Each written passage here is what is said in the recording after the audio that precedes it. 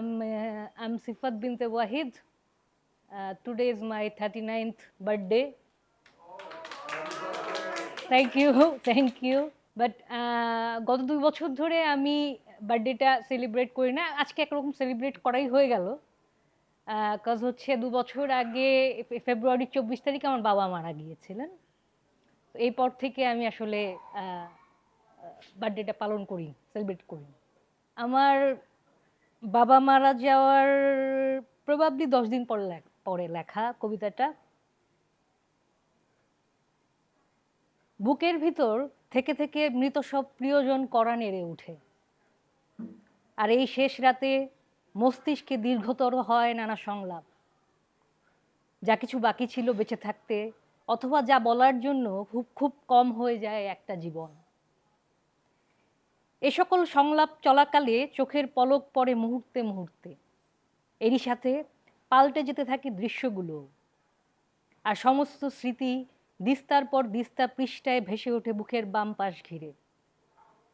ইচ্ছে করে আরেকটু দেখি, ইচ্ছে করে দীর্ঘতম হোক আজকের রাত, ইচ্ছে করে পায়ের ভাঁজে মাথা রেখে আলাপকে করে তুলি দীর্ঘতর।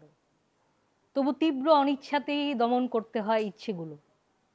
ছুতে গেলেই যদি হারিয়ে ফেলি, অথবা ছোঁয়ার অপরাধে কখনোই যদি না আসে এই রাত আর, তবে তো দেখার কথাটা হারিয়ে যাবে একেবারেই।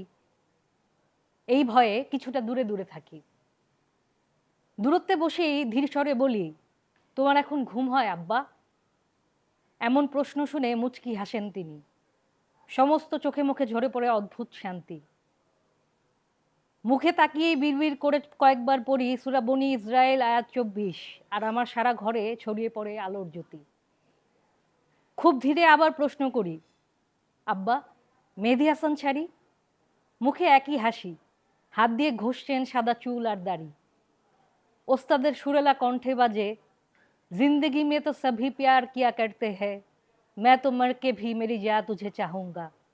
আমার চোখ বেয়ে পড়ে নিঃশব্দ পানি। চুপচাপ দুজনই গজল শুনি। দূরের মসজিদ থেকে ভেসে আসে ভোরের আজান ধ্বনি। গান থেমে গিয়ে শুরু হয় পাখিদের কলকাকলি।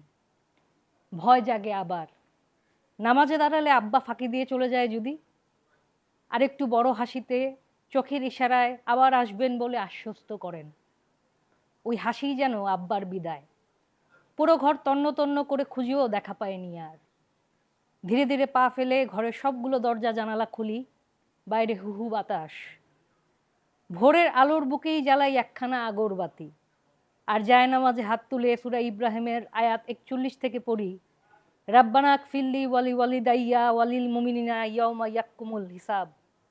জানি না খোদার আরশে পৌঁছায় কিনা ব্যর্থ সন্তানের ডাক। এই ফজর ওয়াক্তে তবু সিজদায় মাথা ঠুকে আরজ করি, খোদার শেষ তো পানহাতে যেন আব্বার ঠাঁই মেলে। Thank you.